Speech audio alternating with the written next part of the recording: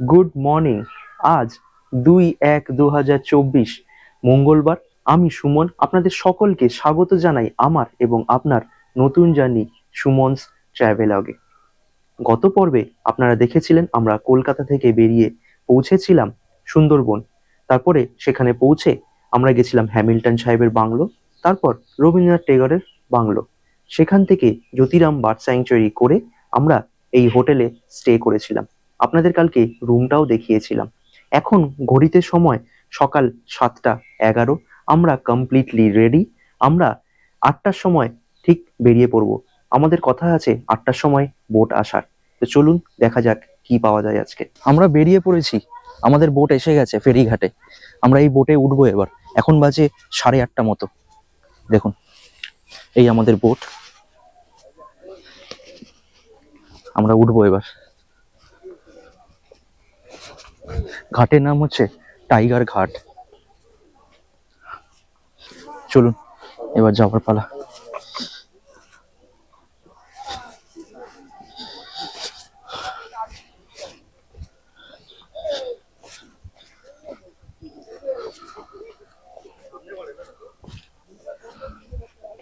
আজকে কি boat change হয়ে গেল? হ্যাঁ, কোনটা? এই জগদ্ধাত্রী? ওইটা ও মাতারু। আচ্ছা, কি আমরা যাব? হুম, এই দেখো দাঁড়িয়ে আছো।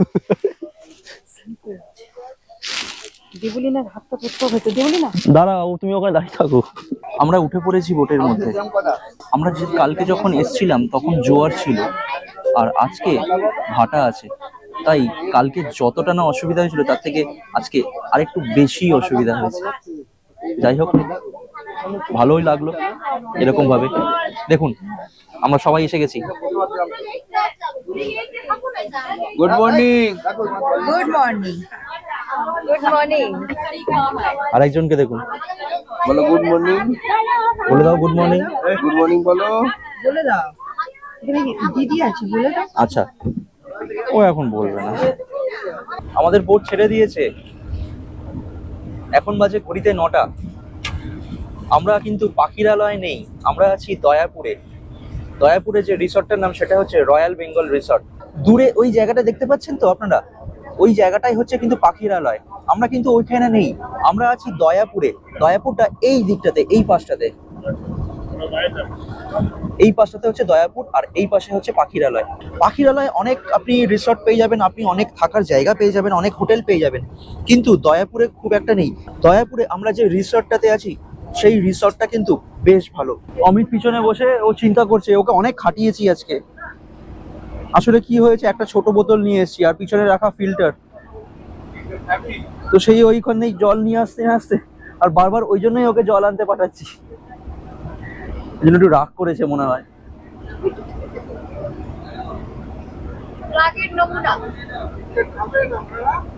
চকলেট খেয়ে পুরো মুখে মেখেছে, হাতে মেখেছে, গায়ে মেখেছে, এবার নিজে নিজেই ওয়াইপস দিয়ে মুছছে, আবার হাসছে। কি দেখাবো? আর দেখাবো না। তুমি দেখতে পাচ্ছ না এখান থেকে সামনে দিয়ে? ভালো করে মুখটা মোছো।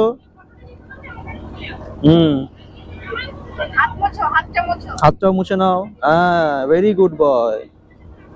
হ্যাঁ, এবার একটু ক্রিম মেখে নাও। এই যে এই জায়গাটা সামনেটা দেখতে পাচ্ছেন, সামনেটা হচ্ছে সমুদ্র। এই জায়গাটাতেই যেন একটু জলের ঢেউটাও বেশি, জলটাও যেন মনে হচ্ছে একটু বেশি গভীর। এই জায়গাটাকে বলা হয় পঞ্চমুখী।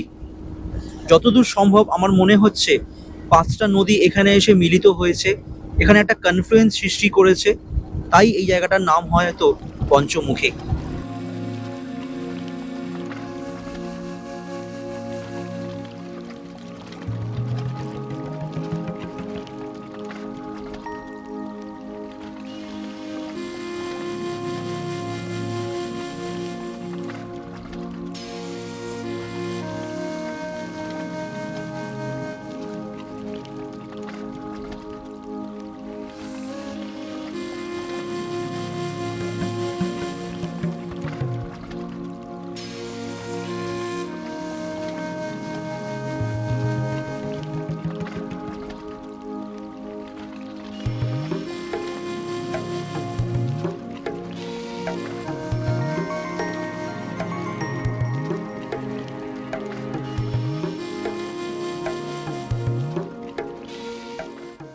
আমার মন বসে না শহরে, ইট পাথরের নগরে, তাই তো আইলাম সাগরে, তাই তো আইলাম সাগরে। আমার মন বসে না শহরে, ইট পাথরের নগরে, তাই তো আইলাম সাগরে, তাই তো আইলাম সাগরে। কালা পাখি আমি যেন কি বসন্তকালে তোমায় বলতে পারিনি। সাদা সাদা কালা কালা রং ধরেছে সাদা কালা, হয়েছি আমি মন পাগলা বসন্তকালে। তুমি বন্ধু কালা পাখি আমি যেন কি বসন্তকালে তোমায় বলতে পারিনি। এই সামনেই ঝড়খালি ফেরিঘাট, আমরা এসে গেছি ঝড়খালিতে। আমরা 9:15 রওনা দিয়েছিলাম, এখন বাজে হচ্ছে 12:10, মানে 3 ঘন্টাও হয়নি, প্রায় কাছাকাছি বলতে পারেন। আমরা এসে গেছি, এবার নামবো ঝড়খালিতে। আমরা এসে গেছি সুন্দরবন ওয়াইল্ড অ্যানিমেল পার্কে। এখানে কিছু নিয়মাবলী দেওয়া আছে, সেগুলো অবশ্যই মেনটেন করবেন। এই হচ্ছে ঢোকার গেট, আর এইদিকে হচ্ছে টিকিট কাউন্টার। প্রতিজনে 30 টাকা করে পড়লো। চলুন ভিতরে যাওয়া যাক। টিকিটটা দেখি। হ্যাঁ, কি নাম আপনাদের চ্যানেলে? সুমনস ট্রাভেলার।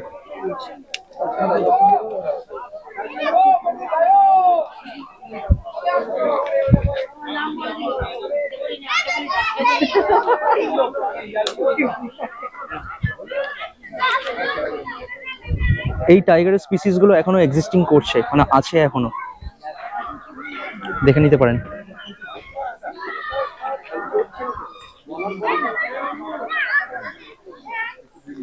আর এই হচ্ছে সুন্দরবনের ম্যানগ্রোভ, দেখা যাচ্ছে কিনা জানি না আলোর রিফ্লেকশনে। চলুন ভিতরে যাওয়া যাক, চলো। এখানে বাচ্চাদের পার্কও করা আছে, বাচ্চারা এসে এখানে বোর হবে না, ভালোই আনন্দ করতে পারবে। দেখুন সবাই দোল খাচ্ছে, একা একাই ঘুরছে।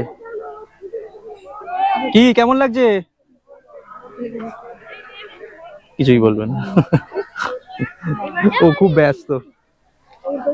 দেখি এখানে রয়্যাল বেঙ্গল টাইগার দেখতে পাওয়া যায় কিনা। সামনাসামনি তো এখনো পর্যন্ত দেখতে পাইনি, পার্কেই দেখেনি। এটা হচ্ছে গেওয়া গাছ, দেখুন লেখা আছে।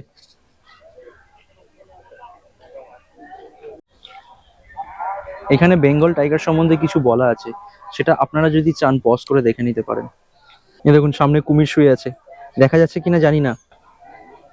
এখানে যে বাঘটা রয়েছে সেই বাঘটার নাম সোহান, তার জেন্ডার কিন্তু মেল, তার বয়স 19 বছর।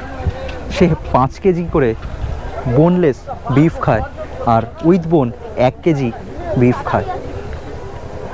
এখানে ডিটেলস দেওয়া আছে, আপনারা দেখে নিতে পারেন। বাঘটি রাখা আছে এইখানে, কিন্তু তাকে এখনো আপাতত দেখা যাচ্ছে না। হ্যাঁ, আমরা দেখি। যাবো, ওই পাশটায় যখন যাব তখন দেখতে পাবো, দেখা যাক। এই সোহানি এখানে রয়েছে। এই যে দেখুন, দেখা যাচ্ছে কিনা আমি বুঝতে পারছি না ক্যামেরাতে, ওই যে সিঁড়ির উপর হাঁটছে। বাঘ দেখে পেয়েছিল খুব খিদে, তাই লঞ্চে উঠে বসে পড়লাম লাঞ্চে। আজকের দুপুরের মেনু ছিল ভাত, ডাল, বেগুন ভাজা, বাঁধাকপির তরকারি, স্যালাড। তারপরেই চলে এলো রুই মাছের ঝোল এবং সাথে সাথে চিংড়ি মাছের মালাইকারি, আর শেষ পাতে চাটনি ও পাঁপড়। যা খেয়ে মন ও পেট দুই শান্ত করে চললাম আবার হোটেলের উদ্দেশ্যে। ঝড়খালি থেকে ফেরার সময় একটা জায়গায় দাঁড়ালাম। এখানে আমরাই নয়, অনেক বোট দাঁড়িয়েছে, দেখুন একবার।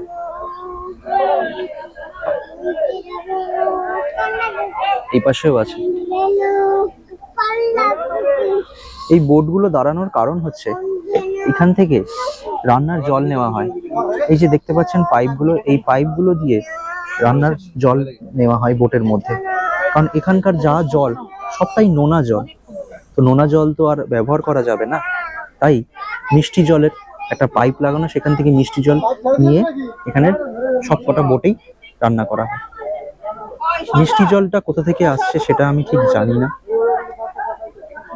তবে এখান থেকে সিস্টেম করা আছে 1 2 3 তিনটে মুখ মতো করা আছে, যেখানে 3টে পাইপ লাগানো। তো ওই 3টে পাইপ দিয়ে এক একজন যার যার যেরকম ভাবে টার্ন আসছে তারা সেরকম ভাবে জল নিচ্ছে। আমরা এইভাবেই ঘুরে বেড়াবো সঙ্গে আপনাদেরকে নিয়ে। যদি ভিডিওটি ভালো লেগে থাকে তাহলে অবশ্যই লাইক, শেয়ার এবং সাবস্ক্রিপশন বাটনটা অবশ্যই প্রেস করে দেবেন এবং পাশে থাকা বেল আইকনটি অবশ্যই ক্লিক করবেন, যাতে যখনই যে ভিডিও দিই না কেন সাথে সাথে আপনাদের কাছে নোটিফিকেশন চলে যাবে।